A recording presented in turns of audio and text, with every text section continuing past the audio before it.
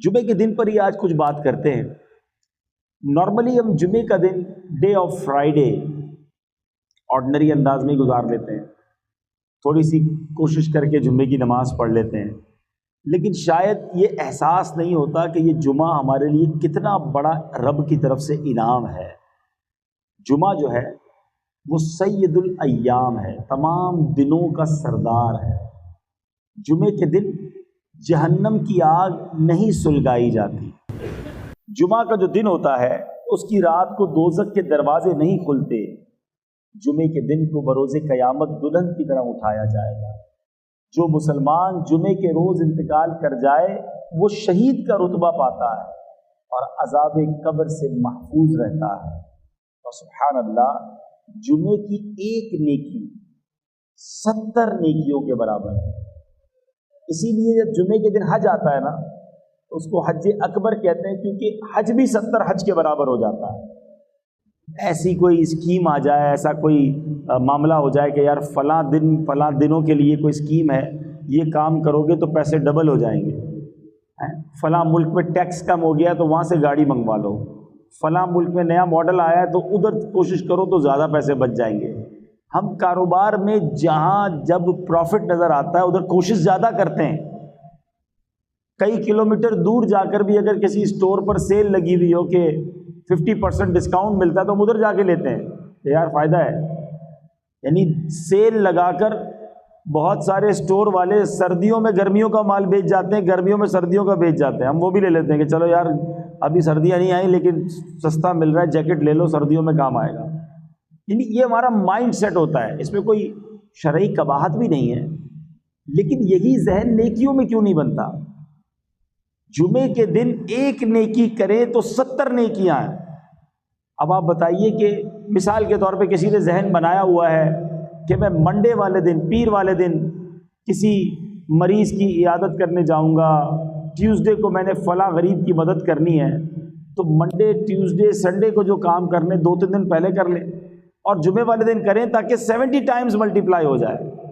تو اگر میرا اور آپ کا یہ نیکیاں کمانے کا ذہن بن جائے نا تو انشاءاللہ ہم بہت ساری نیکیاں اکٹھا کر سکتے ہیں، اور یہی نیکیاں آخرت میں کام آنی۔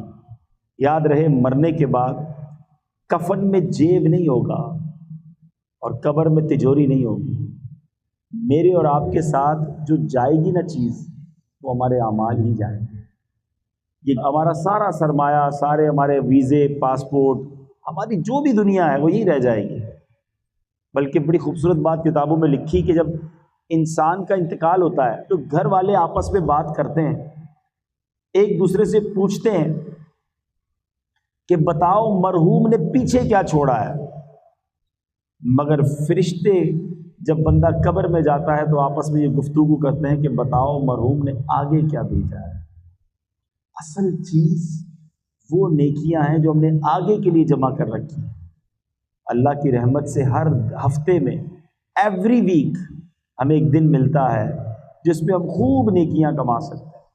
ہمارے بزرگان دین ہر جمعے تلاش کر کر کے نیکیاں کرتے تھے، ہمیں بھی یہ ذہن بنانا چاہیے۔ اور جمعے کے دن کی اہمیت کا اندازہ اس بات سے لگائیں کہ اس دن کی اہمیت اتنی ہے کہ اللہ تعالیٰ نے اس دن کی فضیلت بیان کرنے کے لیے قرآن میں ایک پوری سورت سورہ جمعہ کے نام سے نازل فرمائی ہے۔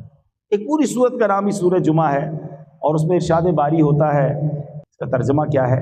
اے ایمان والو، جب نماز کی اذان ہو جمعہ کے دن تو اللہ کے ذکر کی طرف دوڑو اور خرید و فروخت چھوڑ دو، یہ تمہارے لیے بہتر ہے اگر تم جانو۔ تو جمعہ کے لیے سب سے اہم کام نماز جمعہ ہے کہ حدیث پاک کا مضمون ہے کہ جمعہ کے دن جو سب سے پہلے آتے ہیں وہ ایسے ہیں جیسے جنہوں نے اللہ کی راہ میں اونٹ صدقہ کیا ہو۔ یعنی آپ سوچیں کہ ہر جمعے اونٹ قربان کرنا آسان تو نہیں ہے، لیکن ہر جمعے آپ اونٹ صدقہ کرنے کا ثواب کما سکتے ہیں جو سب سے پہلے آتے ہیں۔ اس کے بعد آنے والے ایسا ہے جیسا اس نے گائے صدقہ کی ہو، اس کے بعد آنے والا ایسا ہے، نبی پاک فرماتے جیسے بکری صدقہ کی ہو، اس کے بعد آنے والا ایسا ہے جیسے مرغی صدقہ کی ہو، اس کے بعد آنے والا ایسا ہے جیسے انڈا صدقہ کیا ہو۔ یعنی ثواب کم ہوتا جائے گا۔ تو ہمیں کیا کرنا چاہیے کہ کام کاج چھوڑ کر اہتمام کے ساتھ جمعے کے دن جلدی مسجد میں آ جائیں. اور ماشاءاللہ اس سے ایک اور فائدہ یہ بھی ہوگا کہ جو بیان ہو رہا ہوگا وہ بھی سننے کو ملے گا، علم دین بھی ملے گا، اور راہ خدا میں اونٹ صدقہ کرنے کا ثواب بھی مل جائے گا. تو جمعے کے دن کی تیاری ہونی چاہیے. اچھا، اسی طرح جمعے کے دن جہاں نیکیاں 70 بار ملٹیپلائی ہو جاتی ہیں نا، اور یہ اللہ کی شان ہے کہ اس دن کا مرتبہ بہت بڑا ہے، تو پھر گناہ بھی ملٹیپلائی بائی 70 ہو جاتا ہے. جمعے کے دن گناہ سے بچنا ہے، عام دنوں میں بھی بچنا ہے مگر جمعے کے دن زیادہ بچنا ہے. یعنی مثال کے طور پہ اگر کوئی شخص رمضان میں گناہ کرتا ہے تو ہم کیا کہتے ہیں، یار رمضان کے مہینے میں گناہ کر رہے ہو، یہ تو نیکیاں کمانے کا مہینہ ہے. مکہ شریف میں جا کر ایک نیکی 1,00,000 نیکی کے برابر ہے، مگر ادھر گناہ بھی 1,00,000 کے برابر ہے. جس چیز کی تعظیم زیادہ ہوگی نا، اس گھڑی میں، اس مقام میں، اس مہینے میں گناہ بھی زیادہ ناپسندیدہ ہوگا، اس کی سزا بھی زیادہ ہوگی. تو جمعے کے دن بالکل آپ نے اپنے آپ کو گناہ سے بچائے رکھنا ہے کہ کہیں ایسا نہ ہو کہ عبادت تو نہ کر سکے اور الٹا گناہ گار ہو جائیں، ہمارے گناہوں کا میٹر چلتا رہے.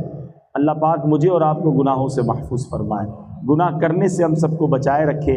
اب جمعے کے دن کرنے والے کام کیا ہے؟ احادیث میں یہ مضمون ملتا ہے کہ جو جمعے کے دن عمامہ پہنتے ہیں، جمعے کے دن عمامہ پہننے والوں پر اللہ کے فرشتے درود بھیجتے ہیں. تو کوشش کرے کہ کم از کم جمعے کے دن امامہ پہن لیا کرے، اپنے آفس میں رکھ لے امامہ شریف اور جمعے کے دن پہن لیا کرے.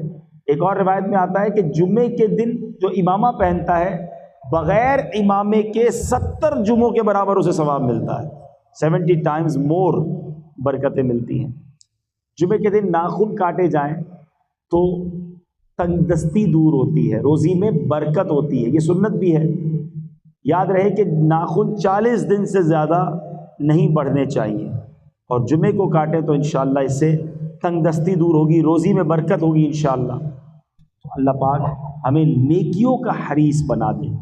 دنیا کے مال، دنیا کے کاروبار کی لالچ تو ہمیں ہوتی ہے، لیکن نیکیوں کی اگر لالچ ہو جائے نا، پتہ چل جائے کہ کہاں سے کیسے بڑی نیکی ملے گی تو فوراً اسے حاصل کرنے پہنچے.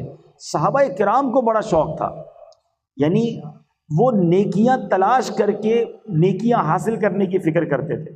اب حضرت عثمان غنی کی مثال لیجئے کہ کتنے بڑے صحابی ہیں، آپ ذوالنورین ہیں، عشرہ مبشرہ میں ہیں، اور یقینی جنتی ہیں، نبی پاک سے 2 بار جنت خریدی. اتنی ساری نیکیاں ہونے کے بعد ہم جیسا آدمی تو کہے بہت ہو گیا، اب اتنی ساری نیکیاں تو ہو گئی، مگر صحابہ کرام رکتے نہیں تھے. ایک بار نبی پاک علیہ الصلوۃ والسلام نے مدینے کے لوگوں کو پانی کی ضرورت تھی، تو جو کنواں والا شخص تھا اس سے کہا کہ یہ کنواں مجھے دے دو اور اس کنویں کے بدلے جنت میں کنواں لے لو. وہ شخص کہتا ہے حضور میرا یہی کاروبار ہے، میرا کام چلتا ہی اسی سے ہے، میں اسی پانی کو بیچ کر گھر والوں کا معاملہ کرتا ہوں. تو اس نے آفر کو قبول نہیں کیا. کسی طرح یہ خبر حضرت عثمان غنی کو پہنچ گئی. حضرت عثمان غنی نبی پاک علیہ الصلوۃ والسلام کی بارگاہ میں عرض کرتے ہیں کہ حضور وہ آفر میرے لیے بھی ہے، اگر میں وہ کنواں خرید کر مسلمانوں کے لیے وقف کر دوں تو کیا میرے لیے بھی جنت ہے، جنتی کنواں ملے گا؟ نبی پاک نے فرمایا اے عثمان یہ آفر یہ تمہارے لیے بھی ہے.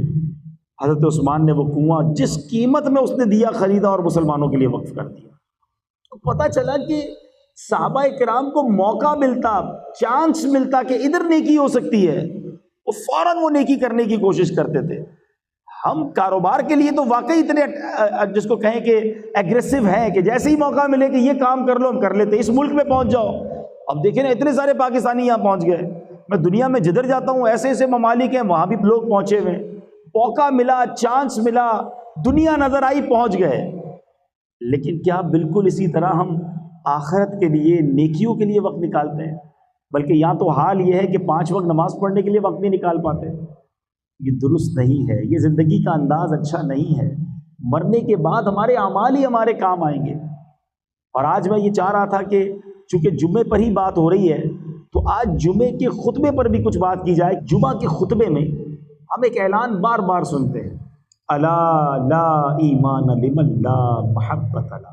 کبھی میں آپ کو مشورہ بھی دوں گا کہ بچپن سے جمعے کا خطبہ ہم سن رہے ہیں، کئیوں کو تو یاد بھی ہو گیا ہوگا، مگر اس کا ترجمہ بھی تو کبھی پڑھ لیں کہ امام صاحب ہر جمعے خطبہ دیتے ہیں، اس میں کہتے کیا ہیں، فرماتے کیا ہیں، سناتے کیا ہیں۔ سنو اس کا مطلب کیا ہے، الا لا ایمان لمن لا محبت لا، سن لو اس کا ایمان نہیں ہے جس کے دل میں نبی پاک کی محبت نہیں ہے۔ عشق رسول کے بغیر ایمان کمپلیٹ نہیں ہے۔ محمد کی محبت دین حق کی شرط اول ہے، اسی میں ہو اگر خامی تو سب کچھ نامکمل ہے۔ تو محبت رسول یہ ہمارے ایمان کی جان ہے۔ مگر اب سوال یہ ہے کہ محبت ہونی کتنی چاہیے؟ محبت تو بہت ساروں سے ہوتی ہے، ماں باپ سے بھی ہوتی ہے، بھائی بہنوں سے بھی ہوتی ہے، بچوں سے بھی ہوتی ہے، بچوں کی امی سے ہوتی ہے، دوستوں سے ہوتی ہے، کاروبار سے ہوتی ہے، تو پیارے آقا سے بھی ہوگی؟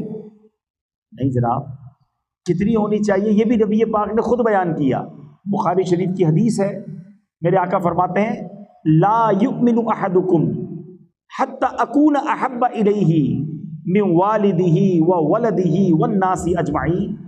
میرے آقا فرماتے تم میں سے کوئی اس وقت تک کامل مومن نہیں ہو سکتا جب تک میں اس کے نزدیک اس کی اولاد، اس کے والد اور تمام لوگوں سے زیادہ محبوب نہ ہو جاؤں۔ ٹاپ آف دا لسٹ، سب سے زیادہ نبی پاک سے محبت کرنی ہے، اور یہ ایمان کا تقاضا ہے۔ تم میں سے کوئی اس وقت تک کامل مومن نہیں ہو سکتا۔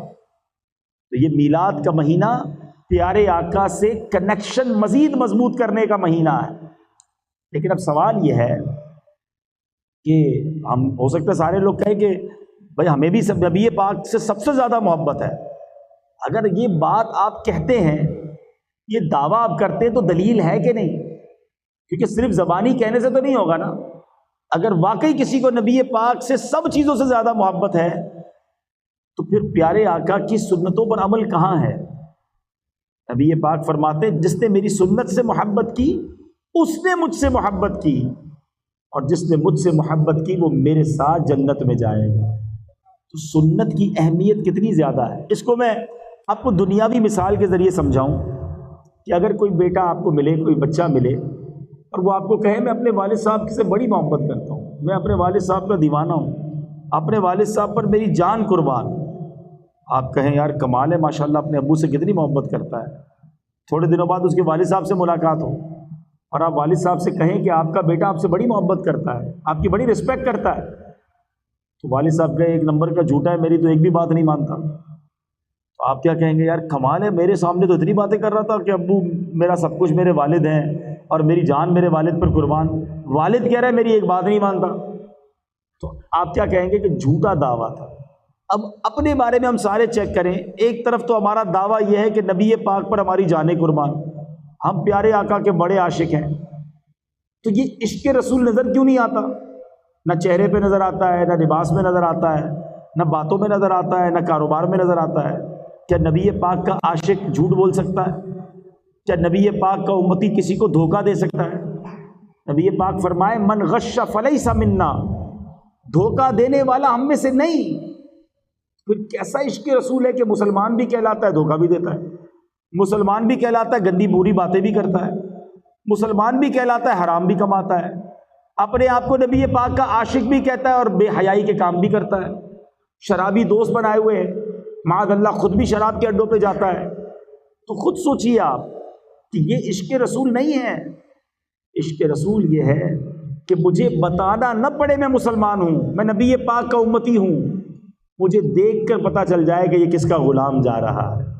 شاعر لکھتے ہیں نا، فنا اتنا تو ہو جاؤں میں تیری ذات عالی میں، آقا جو مجھ کو دیکھ لے اس کو تیرا دیدار ہو جائے۔ ہمیں دیکھ کر پتہ چل جائے یہ کس کا امتی ہے، یہ کس کا غلام ہے۔ یقین کریں میٹھے اسلامی بھائیوں، اگر ہم نبی پاک کی عشق والی زندگی گزاریں اور صحیح اسلام کی تعلیمات والی زندگی گزاریں تو دنیا بھی اچھی ہو جانی ہے، آخرت بھی اچھی ہو جانی ہے۔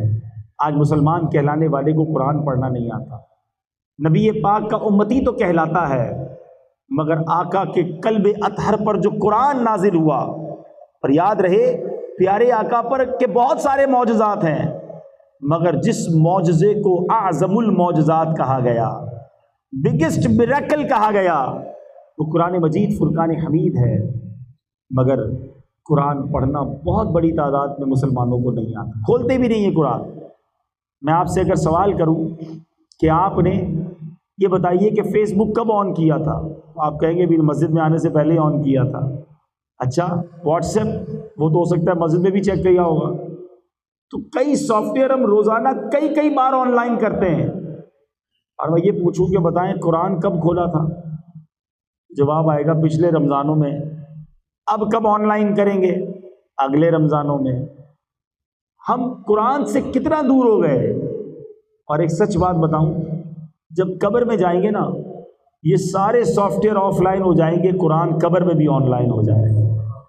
تو اس چیز کو تھامو نا جو قبر میں بھی کام آنی ہے، مگر قرآن سے ہم دور ہیں۔ کئی لوگ ملتے ہیں مجھے، کہتے ہیں سکون نہیں ملتا، دلی سکون چاہیے، کوئی وظیفہ بتائیں۔ کسی اور سے وظیفہ کیوں لیں، قرآن سے ہی معلوم کر لیتے ہیں۔ اے رب کے کلام ہمیں بتا کہ ہمیں دل کا سکون کہاں سے ملے گا۔ اللہ کریم قرآن میں فرماتا ہے الا بذکر اللہ تطمئن القلوب، بے شک اللہ کے ذکر میں دلوں کا چین ہے۔ شراب پینے میں چین نہیں ہے، بے حیائی اور بدکاریوں میں سکون نہیں ملے گا، فلموں ڈراموں گانوں باجوں میں سکون نہیں ملے گا۔ اگر واقعی قلبی سکون چاہیے تو وہ اللہ کے ذکر میں ملے گا، اللہ کی یاد میں ملے گا۔ اللہ پاک ہم سب کو ساری زندگی پیارے آقا کی محبت میں گزارنا نصیب فرمائے، ان کی سنتوں پر عمل کر کے گزارنا نصیب فرمائے، ساری نمازیں پابندی سے پڑھنا نصیب فرمائے، آمین بجاہ النبی الامین صلی اللہ تعالی علیہ وسلم۔